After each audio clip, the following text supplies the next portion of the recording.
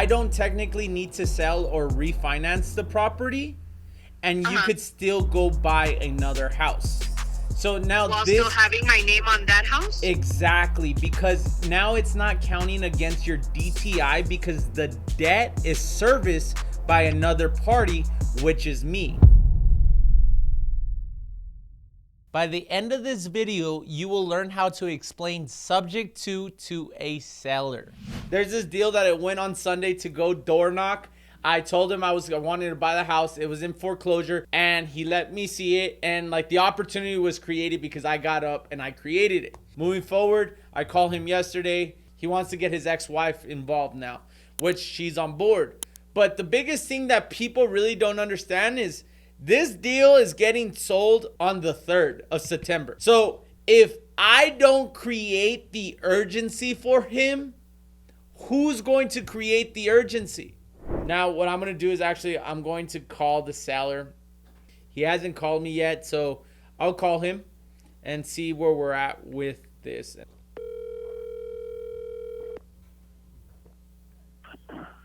Ivan Silva. He's texting me. Sorry, sir, I'm not able to answer you right now, but can we do a meeting on Thursday sometime after 6? My wife wants to meet and have everything explained. He just wrote back to me and I wrote this. Can I have her number to call her? I will not be in town. I am leaving here shortly. However, time is of the essence. We only have 8 business days and typically it takes 15. We are losing time every day. He's like, let her know if she can answer you because she is at work also and cannot answer the phone. He gave me her number. We're calling her.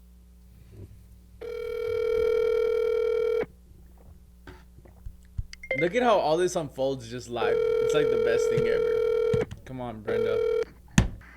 Hello? Brenda?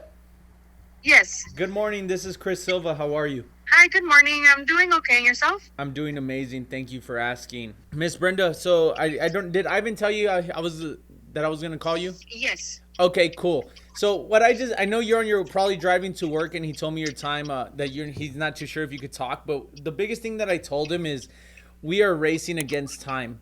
And I don't think sellers, I deal with these situations all the time, and I just try to emphasize to sellers the importance of the time. We technically only have 8 business days to get this done if we are going to move forward. Again, I can't promise I'm going to get it done, but what I can promise is I'm going to do my best to make sure we get it done. Now, I'm not too sure if he explained to you who I am and what I do, but I just want to give you a brief intro. I'm an investor here out of El Paso. I buy houses all across the country. I specialize in structuring deals and helping sellers in this situation. Now, I see these situations very, very often, and I kind of try to provide options that are both going to help the seller and obviously help us as well too. However, where we win is in the long term. This doesn't happen for us overnight. It's something that we invest in for the long term. However, sometimes depending situation to situations, there's different ways to structure a deal. However, in this case specifically, we're like at the tail end of it. Like the chances of making it happen, is there still a chance? However, it's just us going through the process and going through the motions. Now, I'm not too sure exactly how he explained it to you or what he said. However, this would be a subject to deal. Subject to deal is very, very simple. What would happen is I would come in, I would catch up the arrears. So your arrears, I believe, are $25,000. I would pay all the closing costs. So the title policy, title commitment, we still got to go through a title company. Title company will then draft up the documents, the subject to docs. So I'll pay the attorney fees as well too.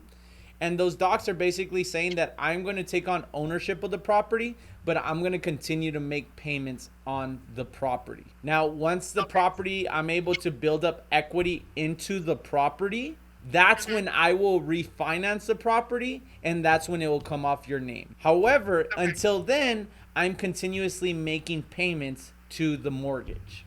Okay. I guess the only questions, well, once that is done and that is sold, in the near future, how, like, what are the possibilities of me not being able to buy a home? Like, when it goes to foreclosure, that's when it's like a 3 to 7 year mark, correct? It's yes, ma'am. That is correct. It's actually 7 years. Yes, ma'am. 7 years. So if we do it like this, the house would sell until like when you make equity. So it would be like until like what, 3 years or so? I don't technically need to sell or refinance the property, and you Uh-huh. could still go buy another house. So now While still this having my name on that house? exactly, because now it's not counting against your DTI because the debt is serviced by another party, which is me.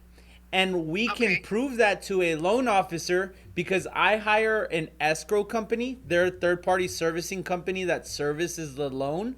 So now we're able to show the loan officer whoever you're working with. And when that time comes, I could walk you through that process as well too.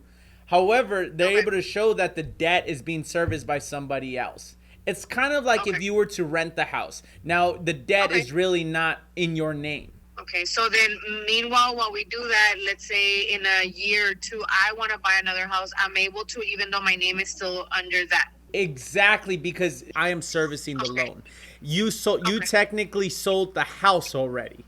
We just need to show the underwriters and the loan officer on the loan Okay. officer side, hey, this debt is she's no longer responsible for this debt and she no longer owns the house. It's being serviced by somebody else.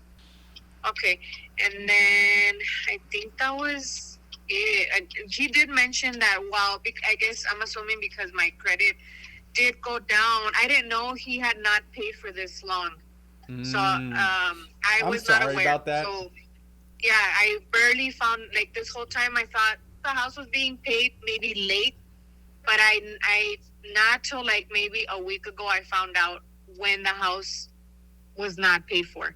Like, I barely found out, and so I tried getting a loan from the bank, and so they had me under a delinquent, because I owed this much, and that's when I was like, what? So I started asking. Like I said, I thought the house was being paid late, but was being paid, but I didn't know it was almost going to be a year in November. Like, I had no idea. Oh my And goodness. so, yeah, I had no idea. So I know he had mentioned that credit, or Sandra, I don't know if you spoke to Sandra as well, that our credit won't be, like, it'll actually help our credit. Like, it'll, because of the payments being paid on time. Like, is that something that's true as well? This is one About of the the credit? best things that could probably happen to you guys because and so many benefits to this, Brenda, is one, you're not gonna have well, first I apologize about that. I know it's a shitty, excuse my language, a shitty situation. Oh, yeah, it is it's a shitty and situation. I typically see this like in divorce cases where like Yes. one person doesn't know or the other person doesn't know and it just kind of like they wait till last minute. So thankfully Yeah. we were able to catch it now. I wish it would have been sooner, but it's better sooner me than too. later. So Yeah. the best thing that could happen is one, you're not having a foreclosure on your name. Secondly is we're able to fix that delinquency. So now the bank sees, oh, they caught up. Now your credit, it's boosting your credit because now they're even seeing the longevity of the debt on your name and it's being paid for every single month. Versus the opposite, Yeah. where you lose a house, now you have a foreclosure on your name. Now it's hard to Right. get qualified. Now even for an apartment, it's hard because people see this. And that Exactly, typically yeah. takes 7 years to clear off your name. I was just very skeptic because, like I said, this house was supposed to be sold a year ago, actually. And for some reason, it didn't. He just kept holding on. So I said, okay, that's fine. That's fine. And so I just wanted to make sure that whatever he was telling me Was was true. real. Yeah, was true, because I kept hearing like the house will sell. They came to take pictures, and I kept going in. I'm like, okay, well, it's not selling. Yeah. And so I tried getting a loan, and I couldn't. And that's when I was like, okay, what's going on? And I just like found out, like I said, a week or so, because they started to text my mom. I guess she's in the emergency contact of the contract, because I changed my number, and that's how I found out that the house even had a date for auction. He knew, but never told me. Never told you.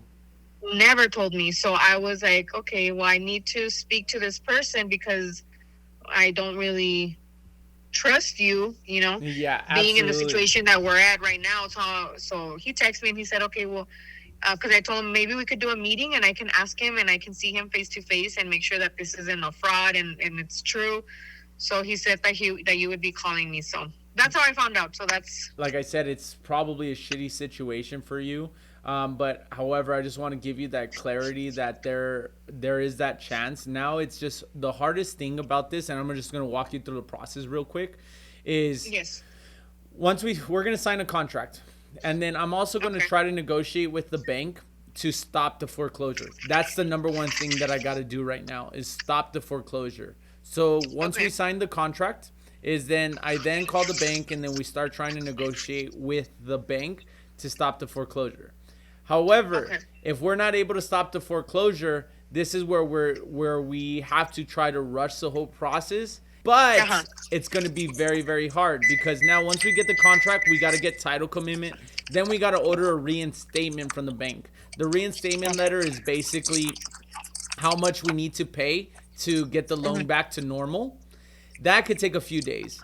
The title Okay. company and the docs that the title company is drafting can take a few days as well too. However, if I'm Okay. able to stop the foreclosure, then that's going to buy us more time. But the biggest thing that we need to do right now is we need to get the document signed, the agreement signed, and then we need to sign the request of payoff from you guys, so that way we could get that sent to the bank and try to do our best to stop the foreclosure by the end of the day. Okay. Yeah. Yeah. Okay. That works. You have to understand that somebody out there needs your help today. This is somebody that needed our help. She changed her number. Somebody else did the hard work. I just showed up to the house and I made it happen.